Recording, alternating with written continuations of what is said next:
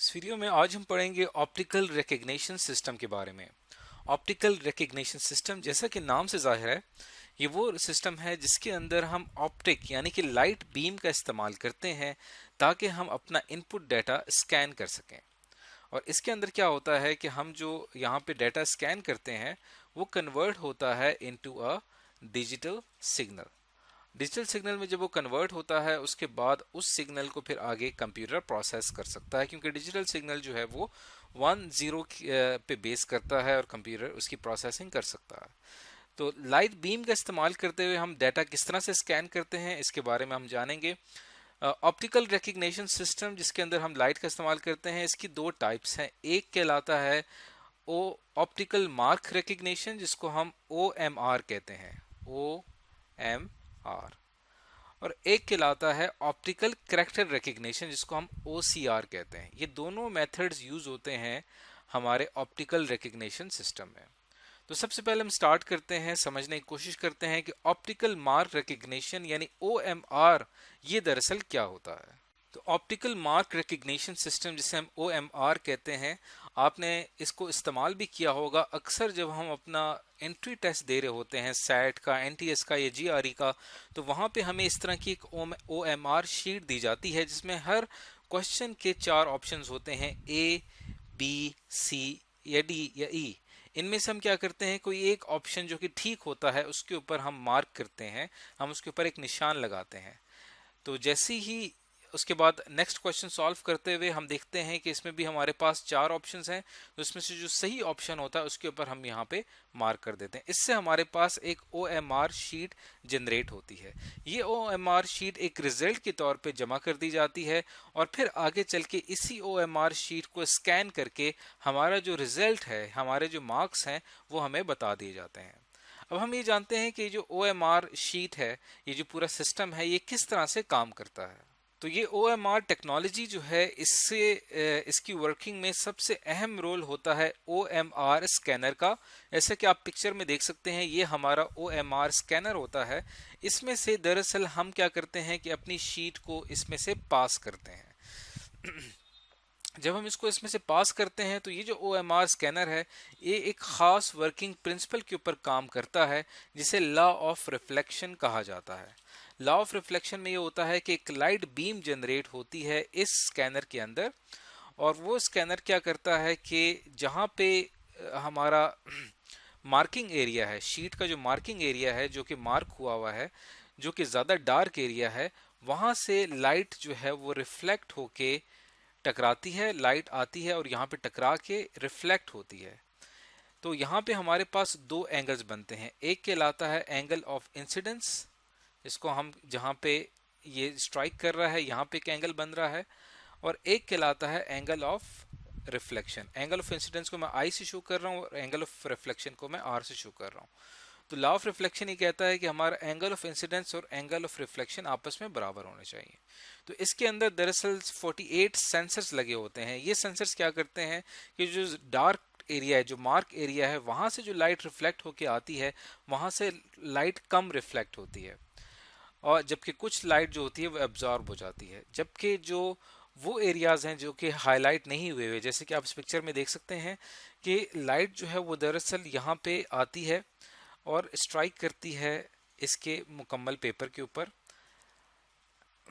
अब देखिए यहाँ पे जब लाइट यहाँ पे जब स्ट्राइक करेगी तो यहाँ से मुकम्मल जो है वो लाइट रिफ्लेक्ट हो जाएगी।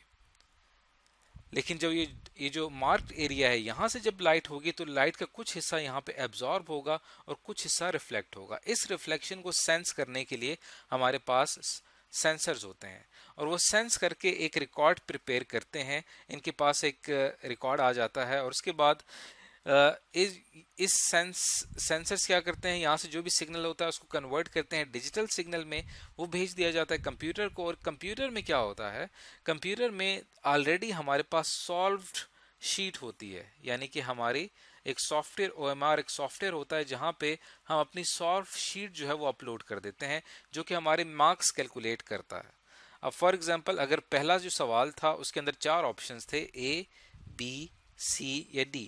अब OMR सेंसर की जानिब से हमारे पास जो सी आंसर है यहाँ से रिफ्लेक्ट होके लाइट आई है, तो यहाँ पे एक सिग्नल जनरेट होगा जो कि सी को जाहिर करेगा, और ये सी जो है आगे चल के, क्योंकि ये मशीन हमारे कंप्यूटर से कनेक्टेड है, ये सॉफ्टवेयर में भेज दी जाएगी। अब हमारा जो सॉफ्टवेयर है इस सी को रिसीव करेगा, उसके बाद कंपैरिजन होगा कि सॉफ्टवेयर में मौजूद जो ऑलरेडी हमारा रिजल्ट है, जो हमारा एक्चुअल आंसर्स हैं, उनके साथ इनका कंपैरिजन होगा। अगर दोनों का आपस में मवाजना किया जाए, दोनों का आंसर आपस में ठीक आता है, कंपैरिजन ठीक आता है, इसका मतलब ये कि आपके इस सवाल का जवाब जो है वो बिल्कुल ठीक है।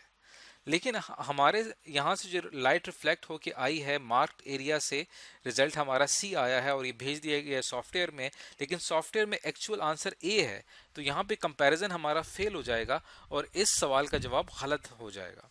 तो इस तरह से हमारा जो सॉफ्टवेयर है वो हमारी OMR शीट के जो रिफ्लेक्टेड लाइट के जो रिजल्ट्स हैं उन बेसिस के ऊपर हमारे मार्क्स जो है वो कैलकुलेट करके बता देता है। तो ये एक एग्जांपल थी इसकी। अब हम ये जानते हैं कि ये OMR टेक्नोलॉजी है, ऑप्टिकल मार्क। मार्क का मतलब क्या है? निशान, यानी निशान को यहाँ पे रिकग्नाइज किया जाता है ऑप्टिकल के जरिए, यानी कि लाइट के जरिए। इसके क्या फायदे और नुकसान हैं? तो अगर इसके फायदे और नुकसान देखे जाएं तो इसका एक फायदा ये है कि इसके अंदर आपको मैनुअल एंट्री ऑफ डाटा नहीं करना पड़ेगा, यानी आपको एक एक सवाल का जवाब चेक करने की जरूरत नहीं है। एक ही दफा आपने शीट को स्कैन करना है और आपको उसका आंसर मिल जाएगा। और इससे ये होगा कि ह्यूमन एरर यानी इंसानी गलती के जो चांसेस हैं वो बिल्कुल खत्म हो जाएंगे। एक इसका नुकसान ये है कि ये जो है इसका मार्क अक्सर काफ़ी लाइट पड़ जाता है, जिससे ये होता है कि रिकग्नाइज करना काफ़ी मुश्किल हो जाता है। तो यहाँ पे जो गलती के चांसेस है, जहाँ पे जो सब्जेक्ट है जो कि एग्ज़ाम दे रहा है उसके गलती की चांसेस काफ़ी ज़्यादा होते हैं। तो इसके अंदर एरर को जो है ठीक करने का कोई ऐसा निज़ाम मौजूद नहीं है। अब अगर इसके इस्तेमालात की बात की जाए तो वैसे तो इसके बहुत सारे इस्तेमालात हैं। सबसे ज़्यादा जो इस्तेमाल होता है वो टेस्ट शीट्स में इस्तेमाल होता है, जो कि अभी हमने इससे पहले इसे एक्सप्लेन किया। इसके अलावा इलेक्शन पोल रिजल्ट्स जो हैं वहाँ पे भी इसका इस्तेमाल किया जाता है, जहाँ पे हम पोलिंग करते हैं, इलेक्ट करते हैं लोगों को। वहाँ पे जब हम अपने वोटिंग कास्ट करते हैं तो वहाँ पे भी हम मार्क रिकग्निशन सिस्टम का इस्तेमाल करते हैं। इसके अलावा जो हमारी दूसरी टाइप थी वो थी optical character recognition. Optical character recognition भी सेम प्रिंसिपल के ऊपर काम करती है। इसमें भी हमारे पास एक डिवाइस होती है, जैसे कि आप इस पिक्चर में देख सकते हैं। इस पिक्चर में जो है इसे OCR स्कैनर कहा जाता है। OCR स्कैनर में से भी एक लाइट आती है और वो हर कैरेक्टर से रिफ्लेक्ट होके टकराती है और रिफ्लेक्ट होके वापस जो है एक पैटर्न जनरेट करती है, जिससे खास कैरेक्टर जनरेट होता है और वो भेज दिया जाता है हमारे कंप्यूटर स्क्रीन के ऊपर। अब हमारी जो कंप्यूटर स्क्रीन है उसमें OCR सॉफ्टवेयर कनेक्ट है। OCR सॉफ्टवेयर क्या करता है कि यहाँ से जो रिफ्लेक्टेड रिजल्ट्स आ रहे हैं उस बेसिस पे यहाँ पे कैरेक्टर्स जनरेट करता है। तो हमारे स्कैनर के मुकाबले में ऑप्टिकल कैरेक्टर रिकग्निशन ज़्यादा बेहतर है, क्योंकि अक्सर स्कैनर में टेक्स्ट जो है वो ख़राब होने के चांसेस होते हैं। लेकिन ऑप्टिकल कैरेक्टर में होता है कि हर कैरेक्टर बाय कैरेक्टर स्कैनिंग होती है, जिससे हमें ज़्यादा बेहतर रिजल्ट्स हासिल होते हैं।